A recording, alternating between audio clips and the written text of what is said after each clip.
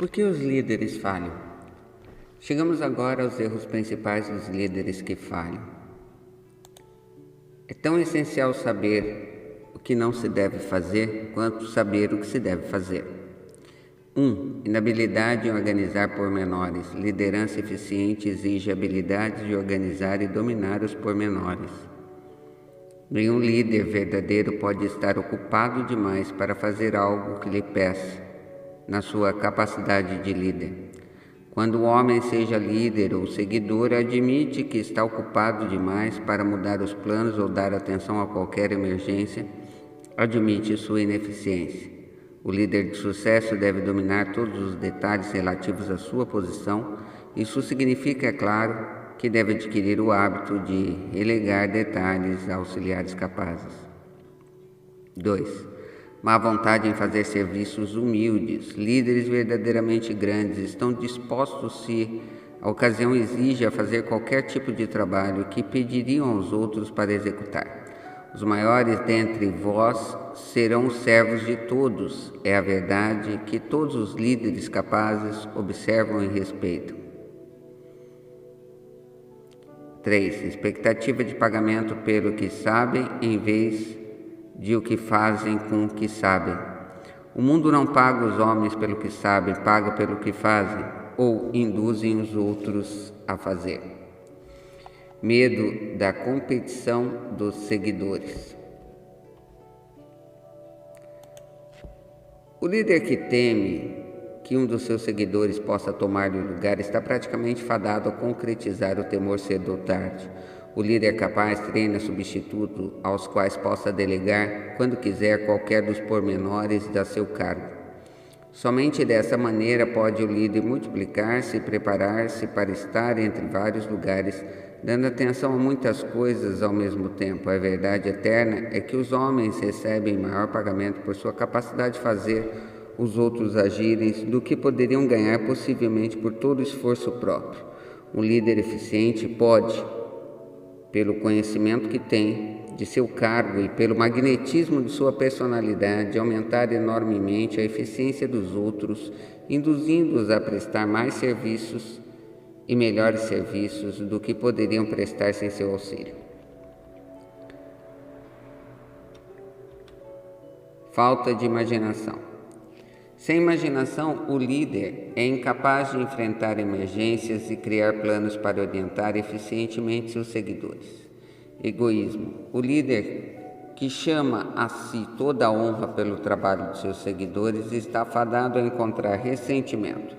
O líder realmente grande dispensa as honras, contenta-se em vê-las, se existirem, dadas aos seus seguidores, porque sabe que a maioria trabalhará com mais afinco por elogios e reconhecimento do que apenas por dinheiro. A intemperança. Os seguidores não respeitam o líder intemperado. Além disso, a intemperança, em qualquer das suas variadas formas, destrói a resistência e a vitalidade do que a ela segue. Deslealdade. Isso talvez devesse constar no começo da lista. O líder que não é leal aos que nele confiaram, aos seus associados, aos seus superiores e aos inferiores, não pode manter a liderança por muito tempo. A deslealdade marca a pessoa como valendo menos que o pó da terra e atrai para ela o desprezo que merece. A falta de lealdade é uma das principais causas do fracasso em todas as facetas da vida. 9. ênfase da autoridade da liderança. O líder eficiente lidera animando e não tentando instilar temor no coração de seus seguidores. O líder que procura impressionar os seguidores com sua autoridade faz parte da categoria dos líderes à força. Se o líder for um líder de verdade, não terá necessidade de alardear o fato, exceto por sua conduta, pela simpatia e compreensão, justiça e demonstração de que conhece o cargo. ênfase do título. O líder competente não exige título para ser respeito dos seus seguidores. O homem que se preocupa demais com título geralmente pouco mais tem a oferecer. As portas do escritório do verdadeiro líder estão abertas a todos que quiserem entrar.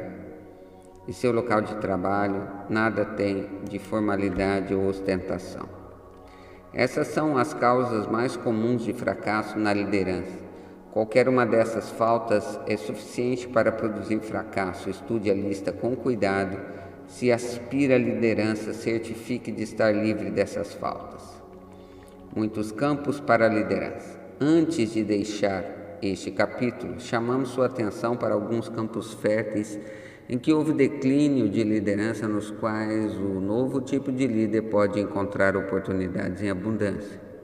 No campo da política, há uma procura insistente por novos líderes, procura que indica nada menos que uma emergência. Os negócios bancários estão passando por uma reforma.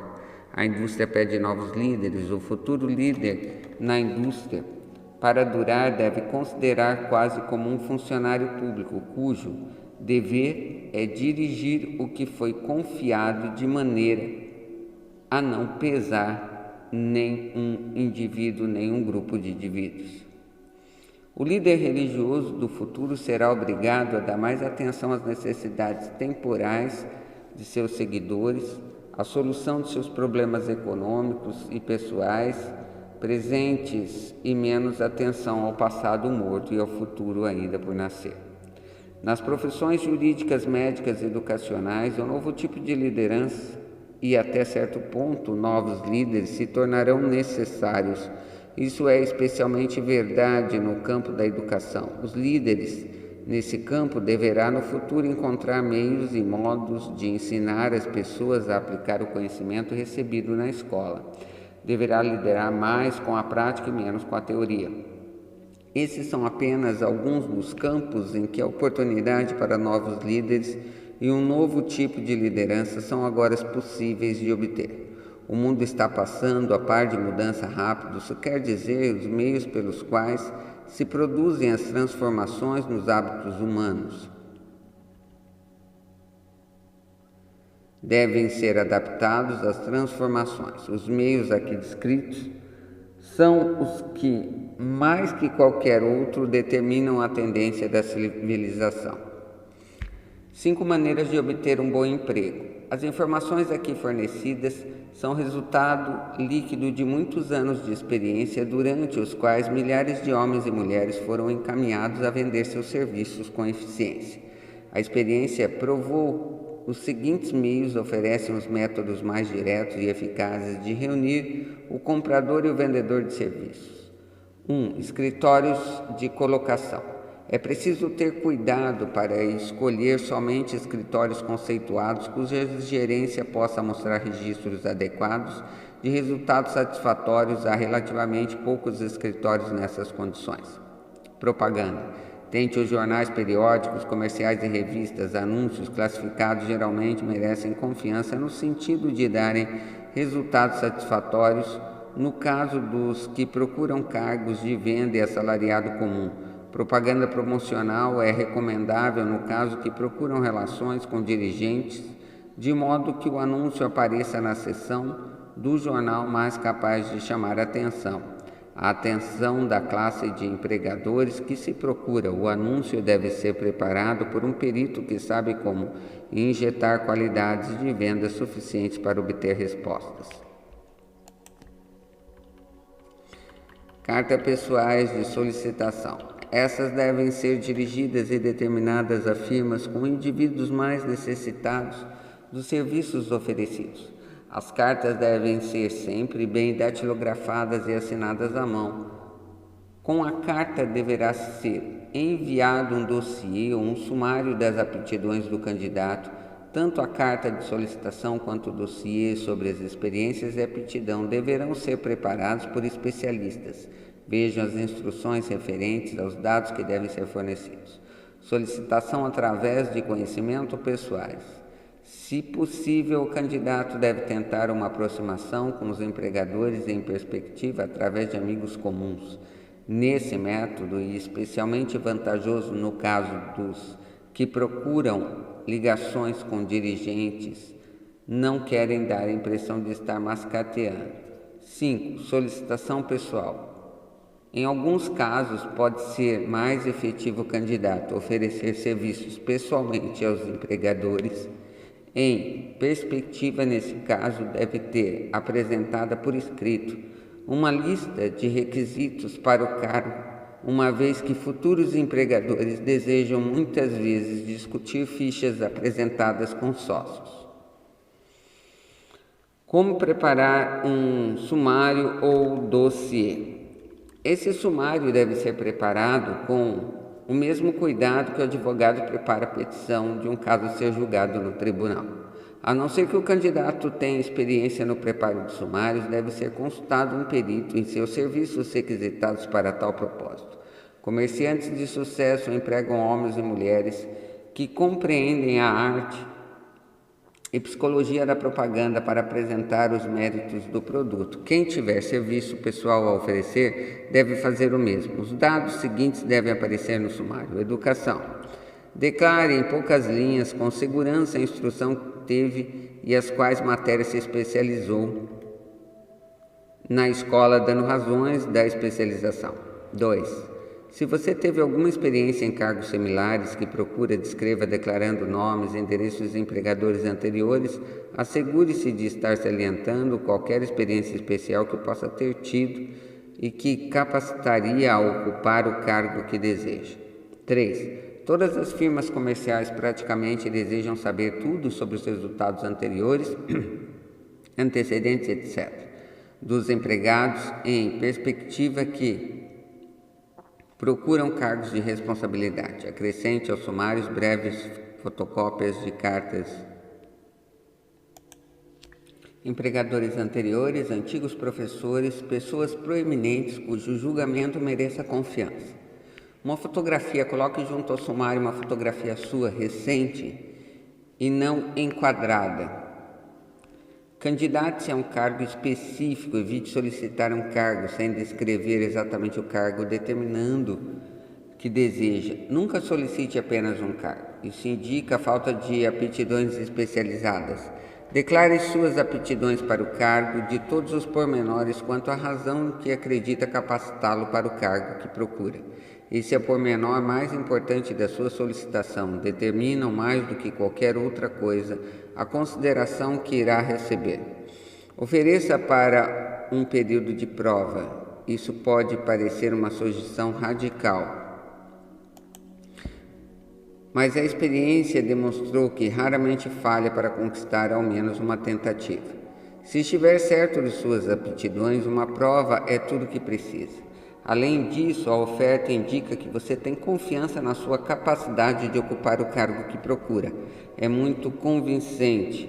Deixe bem claro que sua oferta se baseia em sua confiança na capacidade que tem de ocupar o cargo, sua confiança na resolução do empregador em perspectiva de empregar após um período de prova, sua determinação de conquistar o cargo. 8. Conhecimento dos negócios do seu empregador em perspectiva. Antes de candidatar-se ao emprego, pesquise bastante a respeito do tipo de negócios para familiarizar-se com eles e indicar no sumário os conhecimentos adquiridos nesse campo. Isso impressiona bem, pois mostrará que você tem imaginação e interesse real no cargo que deseja. Lembre-se de que não é o advogado melhor que conhece as leis, mas o melhor que prepara o caso e vence. Se seu caso for bem preparado e apresentado, a vitória será mais do que metade ganha logo no início. Não tenha medo de estender demais no dossiê. Os empregadores têm o mesmo interesse em adquirir serviços de candidatos capazes do que você tem em conseguir emprego. Na verdade, o sucesso de muitos empregadores de êxito é grandemente devido à sua habilidade em escolher representantes capazes. Eles querem todos os dados possíveis. Lembre-se de mais uma coisa: capriche no preparo do dossiê, mostrará ser você a pessoa esmerada. Tive a oportunidade de ajudar o preparo de dossiê de clientes que eram tão notáveis e fora do comum que resultaram no emprego do candidato sem entrevista pessoal. Ao completar o dossiê, mande encaderná-lo com capricho e escreva à mão ou à máquina o seguinte: dossiê de aptidões.